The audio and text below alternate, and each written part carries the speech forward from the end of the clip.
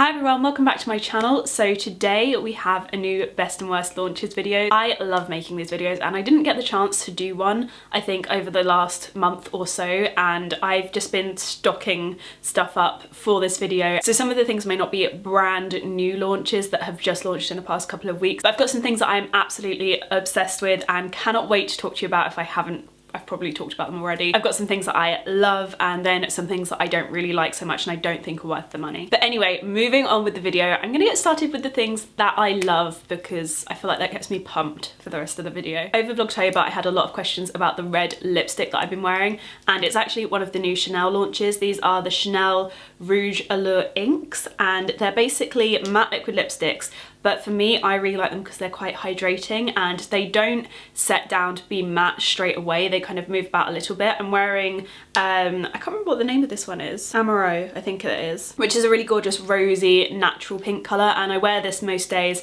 And if I want a red, I've been wearing this one, which is the shade Experimente. I'm terrible at pronouncing any of Chanel's product names, so just bear with me. But yeah, these are the two that I've been wearing the most. Like, if you're wondering what is on my lips, chances are it's been one of these over the past month, and they're just so very comfortable to wear as well. I feel like for most people this might be a like or a dislike product because they are a very specific texture and formula, so they're very thin. So for me, I normally have to do 2 coats, especially of the red. They last quite well. They're not the most long-lasting liquid lipstick. For me, the Stila ones will always be the most long-lasting, but I don't ever get that dry lip feeling after wearing these for kind of 5 hours or so. They just feel like my lips and I love that. So the love section this month is very, very lip product heavy, but I'm going to break things up a bit and talk about some new brushes. And I think these aren't out until next January, but I thought I would start talking about them now because you're going to see them in a few of my videos.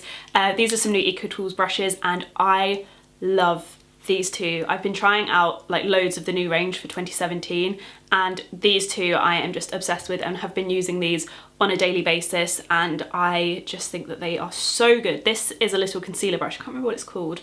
It's called a micro blending brush, and it's basically the perfect concealer brush because you can kind of sweep your concealer under your eye, and then when you're concealing blemishes or scarring or anything like that, you can really stipple it in, and it's got a flat tip and it just works so perfectly for blending in concealer. So I've been really impressed with that one. And then the other brush I've been loving is the Skin Perfecting brush, which is basically a brush for more lightweight creamy products. So this works really well with cushion foundations, BB creams, lots of very light formulas. I was really impressed with all of the brushes for the 2017 range, so definitely keep your eye out for them. They might launch a little bit earlier, I'm not 100%. Then we are back onto lipsticks, and this one is one that my friend Tanya Burr has brought out. This is my favourite one. She's launched a whole load of new lipsticks, but this is my favourite one. It's the shade Pink Cocoa. So it's a really pretty brownie nude colour, and it's just a really lovely everyday shade, and the lipstick is just a normal creamy formula, which I think is really nice. It's a nice change to the matte lipsticks that everyone is bringing out at the moment. Next, we are moving on to a foundation that I have just not stopped using. I think for the past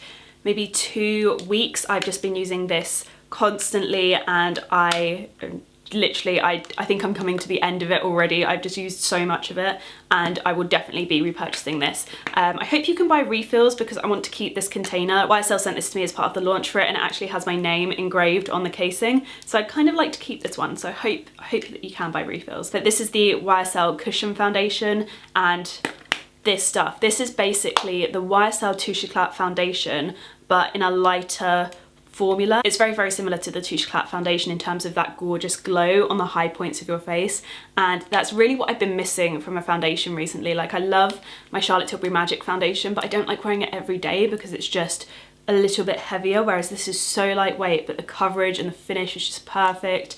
I would highly recommend checking this out if you are on the hunt for a new like high-end foundation, because this is just absolutely beautiful. Next we have the Nars Velvet Lip Glides, and you may have seen me talk about these before. I think these were featured in a Get Ready With Me. I used a darker shade of this, and I've also done a blog post on these as well. So these are kind of a hybrid between liquid lipsticks and lip glosses. It's a really interesting formula, and one that I really do like. It's basically a liquid lipstick. It's super pigmented but very hydrating. They kind of remind me of the Chanel liquid lipsticks in a way, but if they were more pigmented, because basically they go on and they look quite glossy, but then they do dry down to a matte finish. They're more velvety and satiny finishes, I'd say, than actually fully matte, if that makes sense. But the colours of these are absolutely stunning. I love the shade Stripped, and then I think it's Playpen, and these two are just absolutely gorgeous. I do like wearing them with lip liner underneath, like I don't love wearing them alone, whereas with the Chanel liquid lipsticks I will just wear them alone. And I think these are a really nice nod to liquid lipsticks without actually being liquid lipsticks, so if you're not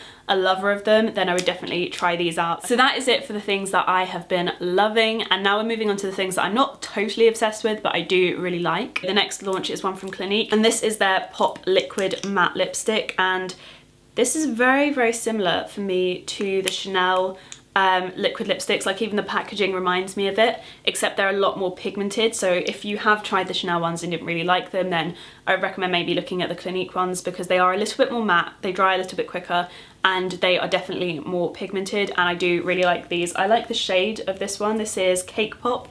Oh my god, I just love the name of that. That is so nice. They're another nice new lip launch. I'm not totally into it because I do have ones that I love more, but I definitely wanted to recommend that to you guys. So next we have an eyeliner from Guerlain, and I wanted to mention this because I feel like this is like such a perfect Christmassy product. It's an eyeliner from them, and you know I love their eyeliners. And I don't know if you can see, but it's basically a gorgeous golden eyeliner, and I feel like this is just perfect for the Christmas season. It's just a beautiful, very yellowy gold colour, and I just think that it's gorgeous. So I wanted to mention that because I do really like it. It's not a love, it's not a must-have, but I do really like it. I like the formula, I like that it's long-lasting, and I just think that it's like a perfect Christmassy colour, so you'll probably see me using that at some point soon as well. Next we have a mascara that I've been really liking, and this is the Maxfactor / Epic Mascara. It's definitely a very different formula to the previous Maxfactor / Effect mascaras. It's very wet, which means that you can build up your lashes a lot more. It's one of those ones where you can go either way. You can have just really lovely lengthened defined lashes, or you can really build it up. I've done a whole video on this mascara if you want to go and watch it, so I'll link that below, but I just wanted to say that I am really liking this new launch,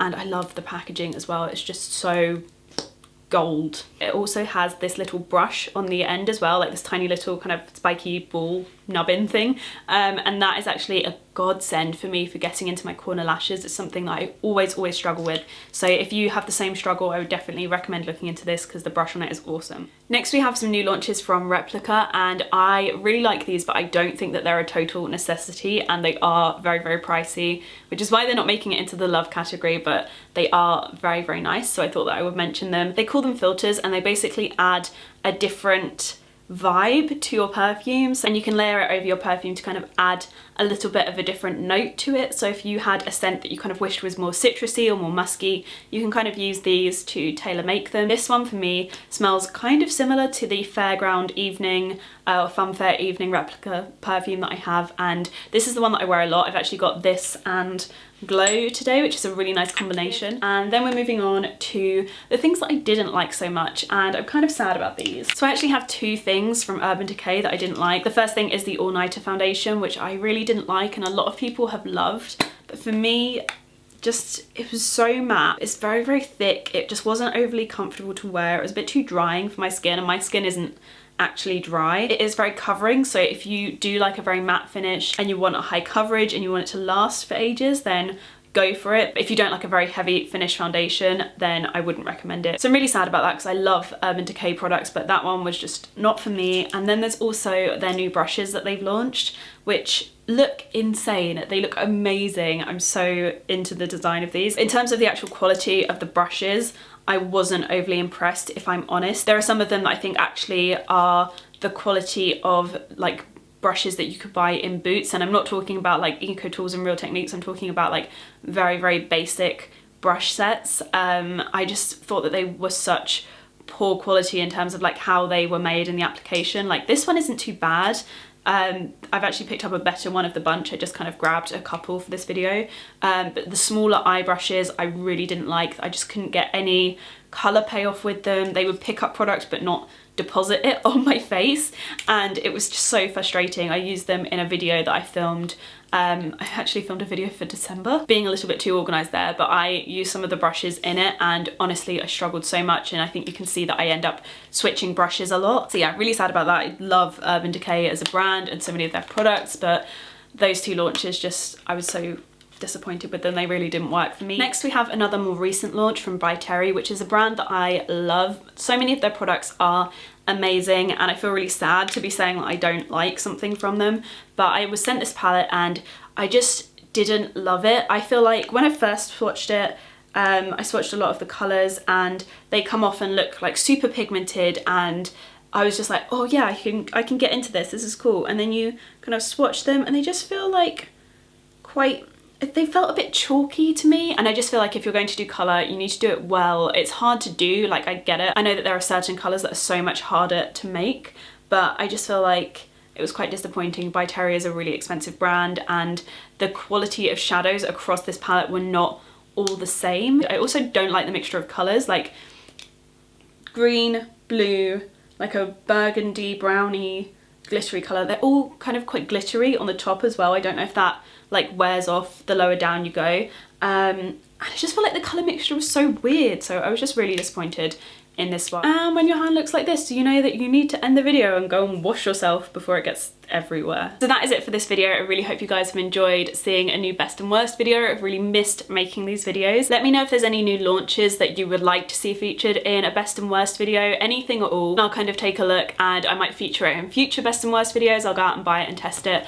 So let me know if there's anything you'd like to see in my next one. Also, leave me some like lipstick and makeup emojis in the comments below, because this was a lipstick heavy video and I'm totally loving that. So leave me those emojis in the comments below, and I hope you're all having the best day, and I will see you guys in my next video. I love the fact that I'm just like hovering my arm in the air because I don't want to get lipstick anywhere. Anyway, I'll see you guys in my next one. Bye.